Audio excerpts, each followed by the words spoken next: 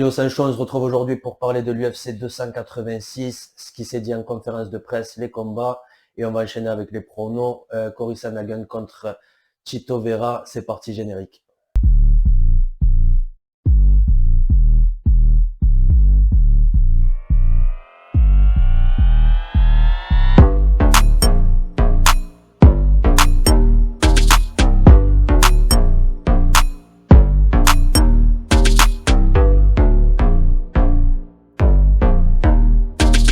Donc le main event de cette UFC 286 qui a vu la victoire de Leon Edwards, donc qui a gardé sa ceinture, contrairement à ce qu'on avait dit, en plus à la décision. Ouais.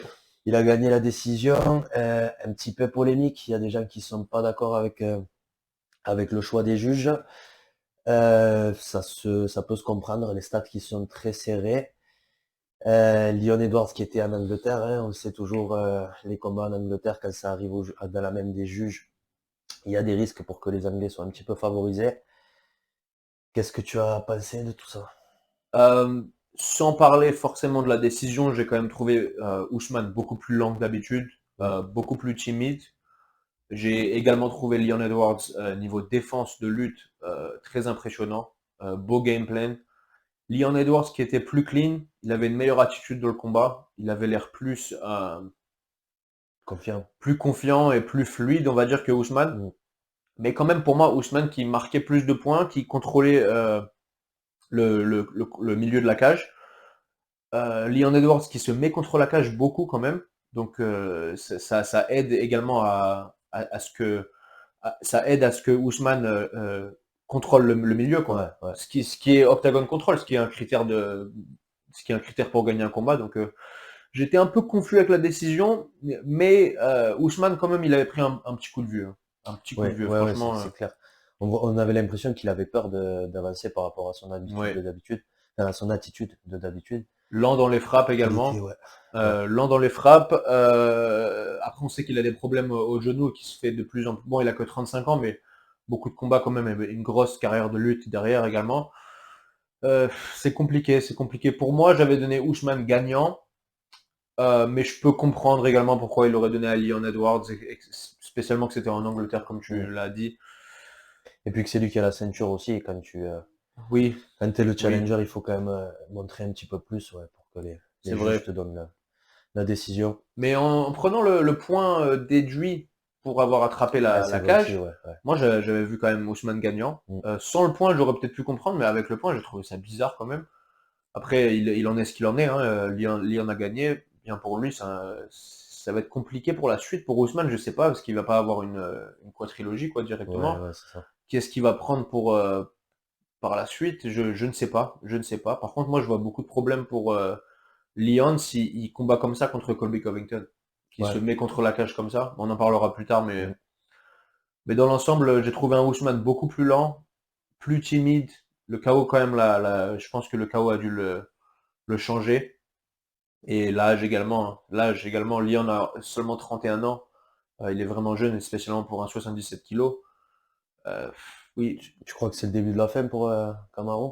Pas forcément le début de la fin, la fin de son règne peut-être, mais il est quand même un des meilleurs combattants au monde. Quoi. Il était pound for pound pendant un bail, et voilà quoi. Non, mais ça peut être le fin de son règne, mais je vois pas la fin de carrière quand même. Un truc à la Tyron Woodley? Non. Parce que Tyron Woodley il prenait cher, tu vois, il gagnait aucun moment de combat. Ousmane quand même, c'était très serré quoi. C'était très serré, donc. Non, je vois pas ça du tout. Je vois pas ça.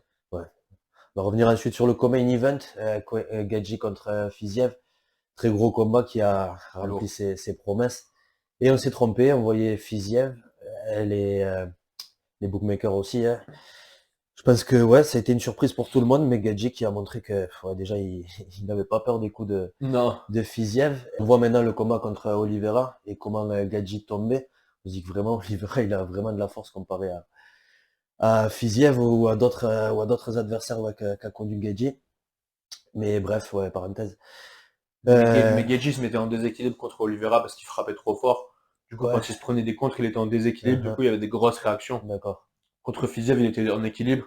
Il bougeait bien ses pieds. Il prenait l'angle et il était discipliné. Donc ça peut changer aussi, tu vois.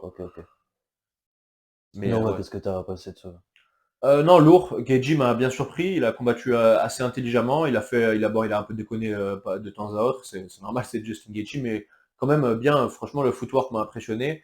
On sait qu'il prend bien les coups quand il est ancré, quoi. Non, c'était bien. Fiziev, niveau cardio, au troisième round, à chaque fois, ça tombe, ça planque, alors qu'il n'y avait pas beaucoup de lutte ou quoi. C'était quand même que du striking. Il devrait, à son calibre, dans le top 10 comme ça, avoir une cardio pour 3 rounds au moins, quoi, s'il veut être champion. J'ai trouvé un peu décevant au troisième quand même. On l'avait vu également contre Bobby Green, qui descendait fortement en Ouais. cardio. Mais il en est ce qu'il en est. Ouais, Gaethje gagnant, décision, je suis content pour lui. C'était quand même assez serré, hein. Gaethje, pour moi, qui quand même avait perdu le premier round. Mais non, c'était un beau combat, très beau combat. On s'y Mhm. attendait, hein. On s'attendait à un beau combat. Ouais, ensuite, on a eu Nelson contre Barbarena. Donc, soumission de Nelson, là aussi, pas de surprise. Masterclass. On l'avait prédit, ouais, une clé de bras. Trop différent, trop de. Les skills, elles sont trop hautes de Gunnar Nelson contre Mhm. Barbarena. Si ça va au sol, c'est mort. On l'a vu, il a joué avec lui, tu vois. C'est Ouais. un mismatch, quoi, on va dire. Mm. Casey O'Neill contre Jessica Maia. Malheureusement, ouais. Déception, ouais. Malheureusement, bah, c'était pas, elle était pas ridicule. Elle a perdu, elle a perdu en volume, quoi, parce qu'en fait, elle pressait l'action, et Maya qui touchait plus, qui touchait Mhm. plus clean, même si malgré tout elle se faisait marcher contre la cage, elle, elle mettait les coups les plus importants. Et on sait qu'elle a une belle boxe, Maya, hein. On sait qu'elle a une belle boxe. O'Neal qui avait l'air un petit peu légère physiquement quand même comparé à elle. Après, on sait qu'elle revient d'une Une blessure au genou. une blessure au genou, donc qui avait suivi avec une chirurgie, etc. Elle est revenue 6 mois ou 6 ou 7 mois après. Mm. Mais quand même, bah, elle va bien grandir de cette défaite, je pense, quand même. Jennifer Maya, c'est pas n'importe qui. Elle était numéro 6, il me semble, quelque chose comme ça, numéro 7. Donc, quand même, un beau combat malgré tout, quand même. Et elle reviendra bientôt. Elle n'a pas de blessure. Elle sera bien. Ça va bien lui apprendre, je pense. Mhm.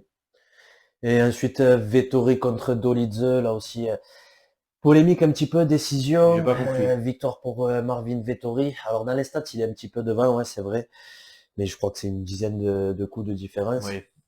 Mais après, c'est vrai que dans l'attitude et dans les dégâts, moi j'avais Dolidze. Après, j'étais biaisé parce que j'avais moi-même parié pour Roman Dolidze. Mais quand même, ouais, beaucoup de choses à dire ouais, sur ce combat. Ben, C'était, Vettori qui se faisait marcher contre la cage, qui se prenait des gros coups. Moi, au premier round, je me suis dit, putain, est-ce qu'il va mettre Vettori KO quand même? ouais, Est-ce que ça va se ouais, ouais, passer? ouais, J'ai ouais, j'y ai vraiment cru. cru Ouais. au début. Vettori, pour moi, il gagnait le deuxième round, mais j'avais Dolidze qui gagnait 1 et 3, hein. Mais clairement, 1 et 3 qui gagnaient.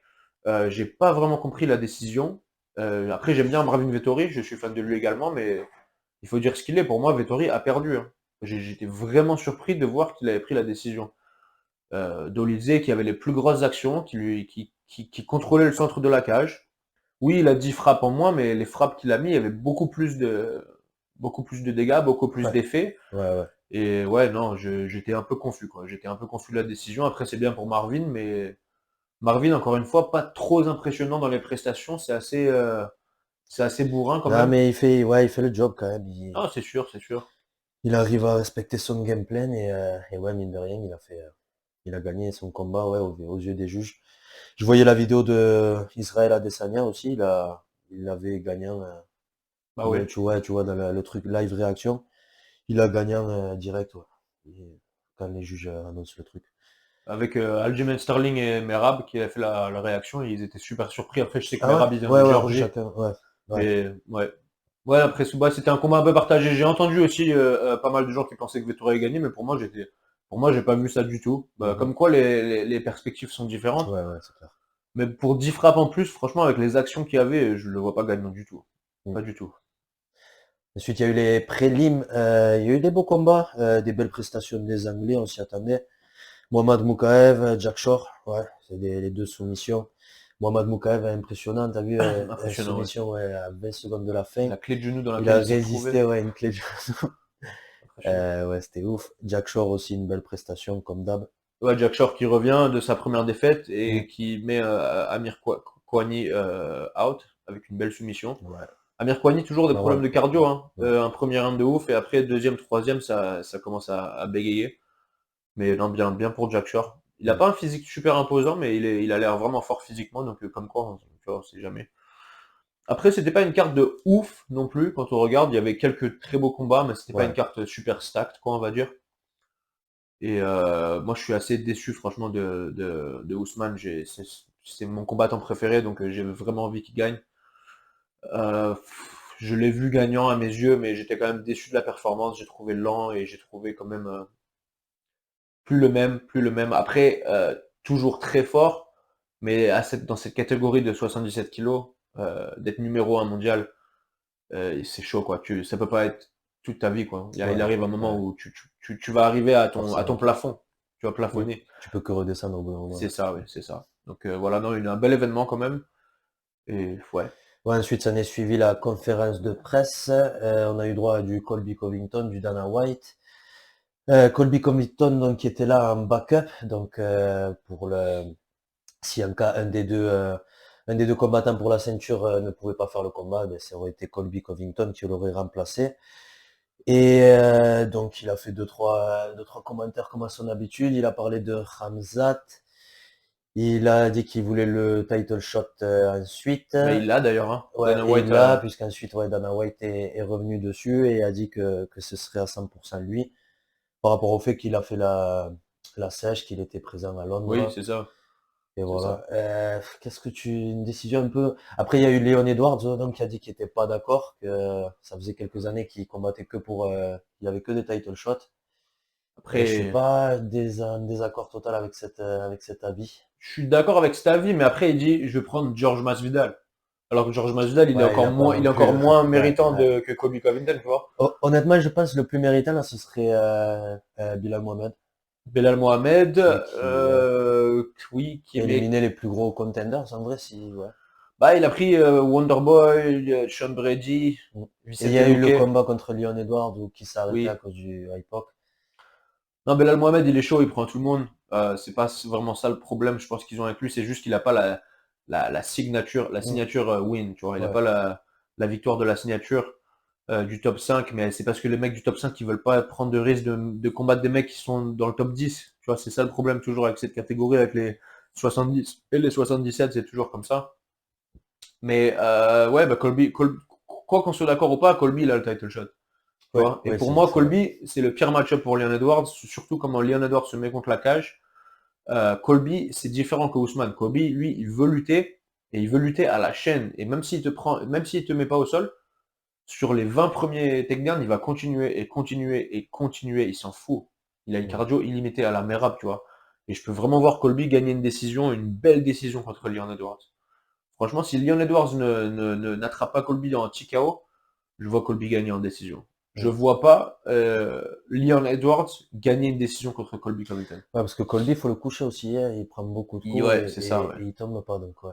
Et le fait qu'il n'est pas trop actif, ça l'aide en fait niveau Ouais. menton, tu vois, parce qu'il a bien le temps de récupérer après les combats, etc. Parce qu'il se fait toucher quand même, mine de rien, mais il a bien le temps de récupérer et il a bien le temps de s'améliorer et tu vois pas comment il s'améliore. Mm. Parce qu'il combat pas trop souvent, tu vois. Franchement, C'est clair. il est intelligent, Colby. Mm. Il est intelligent. Moi, j'adore son numéro et tout, il me fait délirer. Et je pense que Colby, c'est le prochain champion. C'est ce que Henri Cejudo a dit aussi dans sa réaction en vidéo. Colby, c'est le prochain champion, moi. Après, je Ouais. sais pas s'il va pouvoir le rester, parce qu'il y a quand même des Shafkat et compagnie, il y a des mecs qui sont chauds avec des très belles défenses de lutte. Mais pour moi, Colby prend Leon Edwards. Mhm. T'as vu il a trash talké ouais, sur Khamzat. Et Khamzat lui a répondu en disant qu'il avait refusé, qu'il avait accepté 4 fois, je crois, un combat contre lui et qu'à chaque fois ça a été du côté de Colby Covington, donc ça avait été refusé. Je sais pas si t'as quelque chose à dire là-dessus. Ouais, après, c'est faut avoir les deux avis. Ouais, on Tu sait vois, pas. on sait pas. Et c'était où, c'était quand. Également, Ramzat qui a manqué la pesée la dernière fois. Donc, est-ce que Mm. tu veux prendre le risque de prendre un combat avec Ramzat et qu'il arrive en surpoids et que Mm. tu te sens Obligé obligé de le de. prendre? Il y a plein de trucs hein, qui arrivent. Et puis, Ramzat, il a quand même niqué l'opportunité de sa vie. Ils lui ont donné Ned Diaz, le combat le plus facile pour lui dans cette catégorie. Et il arrive en surpoids, c'était n'importe quoi. En main event, tu vois, c'est vraiment du foutage de C'est gueule, vrai. quoi, j'ai envie de Mm. dire. C'est compliqué. C'est vraiment compliqué. Donc, ouais, je peux pas vraiment lui en vouloir. Après, Colby, il est intelligent. Il prend son temps, il a fait son truc, et là, il a le title shot. Donc, après, que t'aimes ou t'aimes pas, tu vois, ça marche pour lui. C'est sûr. Et voilà, donc je crois qu'on a tout dit ouais, pour l'UFC 286 et les événements. On peut enchaîner avec l'UFC de ce week-end. Donc Marlon Chito. Bien. Donc voilà, je crois qu'on a tout dit pour cette UFC 286. On peut enchaîner avec l'UFC de ce week-end. Chito Vera contre Cory Sandhagen. Chito Vera qui est underdog à 2,25 et Sandhagen favori à 1,60. Moi, j'ai clairement une préférence pour Chito Vera qui est très en forme récemment, qui fait très mal à ses adversaires. Contre un Cory Sandhagen qui est bon, mais qui à chaque fois, et il a du mal hein, contre les gros du top 10, C'est enfin, top ça, 5, je c'est dirais. ça, du top 5, ouais. C'est un très bon combattant, il est très actif, vraiment extraordinaire. Franchement, le mouvement est extraordinaire. Il a Mm. des très belles actions, des flying knees, des Ouais. flying elbows, mais il n'a pas cette force pour mettre des gros KO comme il fait Chito. Tu vois, Chito, il est vraiment durable. Il se prend des coups quand même, mais je sais pas, son visage, il se coupe pas. C'est incroyable. Vraiment, vraiment incroyable. C'est compliqué. Pour moi, je vois Cory Sandhagen gagner la majorité du combat et Chito l'attraper en fin de combat, en 4e ou 5e round, quelque chose comme ça. Un peu comme à la Dominique Cruz. Je pense que Chito va galérer encore plus. Je pense ça risque d'être chaud pour Chito par moment. Il risque d'y avoir Cory Sandhagen flying knee, avec Chito qui est un peu contre la cage, qui se protège, etc., mais qui tombe pas, qui tient, et qui va au 2e, 3e, qui commence à se reprendre. Et je vois un late finish TKO 4e, tu vois. Mm. Ou peut-être même une soumission, tu sais, on oublie des fois quand même le Jiu-Jitsu de Chito Vera, il est chaud, hein. C'est une black belt à 10 planètes, quand même. On oublie parce qu'il est tombé amoureux de ses mains et il met pas mal de KO en ce moment, il gagne ses combats avec le striking, même quand ça va en décision. Mais ouais, non, franchement, c'est compliqué. Ça, c'est un combat de fou. Franchement, je suis vraiment excité pour ce combat. J'adore cette catégorie. Et là, c'est vraiment le gagnant. Ils disent le gagnant prend le next title shot. Après, je sais pas. Cory Sandhagen qui est que sur une victoire, quand même. Il est que sur une victoire contre Song Yedong. C'était un combat assez serré aussi, on s'en rappelle, hein. Il gagnait, mais c'était vraiment assez serré. Mhm. Song Yedong, sur le papier, avait battu Chito Vera, mais on se rappelle, c'était une robberie de ouf. D'ailleurs, je me rappelle, Chito lui a même pas serré la main. Ouais. À la fin, il a dit non, je te Ouais. sers pas la main, tu sais que t'as pas gagné, etc. Et non, compliqué. Ouais, Cory Sandhagen ouais, qui Compliqué. avait perdu contre Peter Yan, Oui, qui avait perdu ouais, de façon un peu polémique à la décision contre TJ Dillashaw. oui, oui, c'est vrai. Donc, ouais. Et donc avant ça, qui revenait de 2 victoires contre Mm. Frankie Edgar, incroyable. Genou à la volée, mais vraiment, vraiment chaud. Il me semble que c'était en une trentaine de secondes. Et avant ça aussi, qui a KO Marlon Moraes avec un Ouais, spinning ouais, ouais, kick ouais, de malade, Mm. franchement, un beau, beau, beau, beau finish. Mais avant ça, qui s'était fait éteindre en étranglement arrière par Aljamain Aljamain Sterling. Sterling. Donc on s'en rappelle, ça c'était vraiment une mauvaise prestation de sa part. Après, Aljamain Sterling, qui est forcément le champion, donc le meilleur dans cette catégorie, qui l'a takedown, qui a pris son dos 2 fois. Sandhagen qui s'échappe une fois, qui se refait prendre le dos et qui se met out. Étranglement arrière, en 1 minute 30, quelque chose comme Mm. ça. Incroyable. Vraiment, vraiment incroyable. Donc c'est compliqué. C'est un combat qui est quand même très équilibré. Vera, c'est pas comme si c'était un mec one punch knockout, qui met des gros KO au premier round, etc. Mais il a une cardio de ouf, il est vraiment durable, il a un bon menton, il a du pouvoir dans les mains, même si c'est pas du pouvoir one punch knockout. Ouais.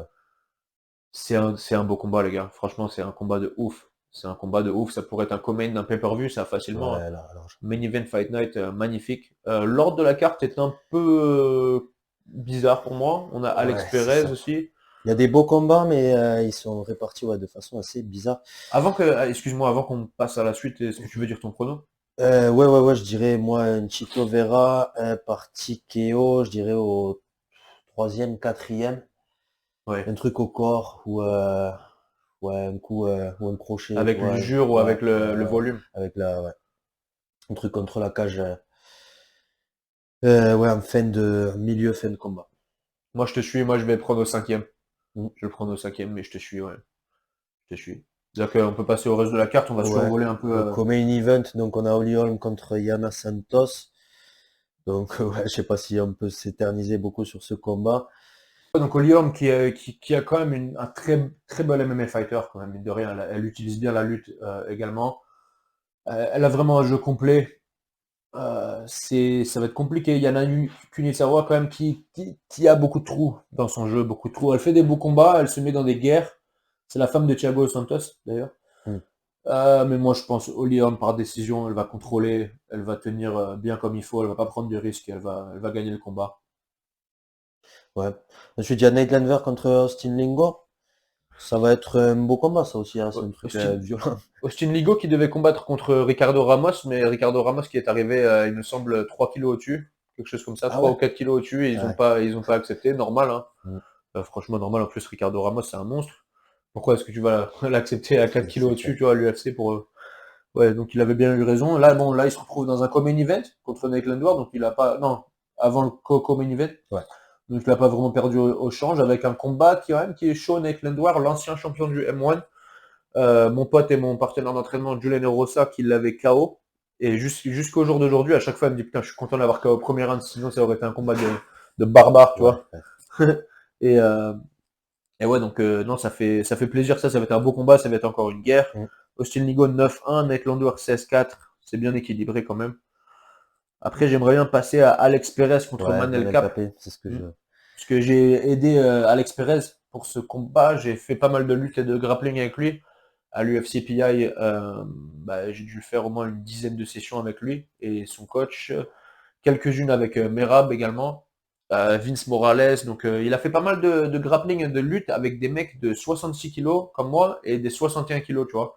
Donc il est habitué à la force, il est habitué au pouvoir de mecs de plus grosse catégorie. Après Manel Cap, c'est un mec, il était champion du Rising, il avait la ceinture à 57 kilos, mais il est immense. Il est vraiment musclé, il est vraiment dense, quoi, on va dire.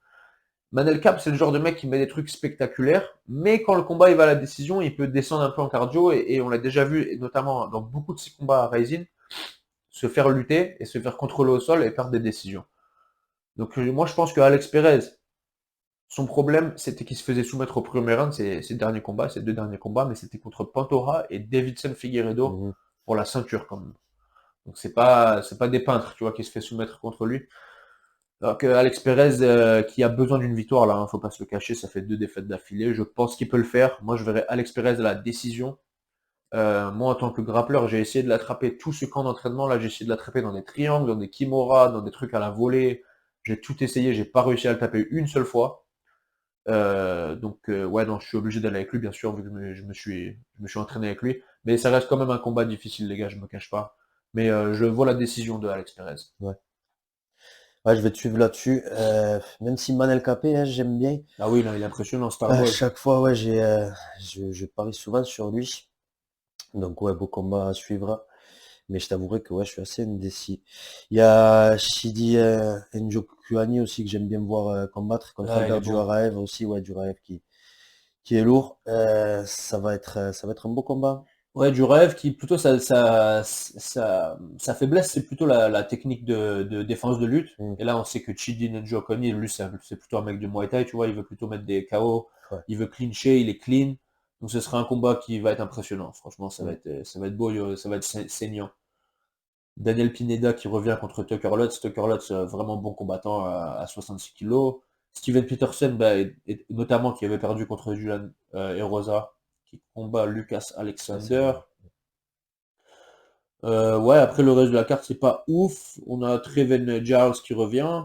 À part ça, ouais, il s'était censé être Alex Caceres contre Nate Landwehr. Alex Caceres qui s'est blessé. Mais ouais, après pour moi, on a fait le tour. Je sais pas si Ouais, tu veux. ouais, je pense que c'est tout, ouais, comme on disait, ouais, un très beau main event.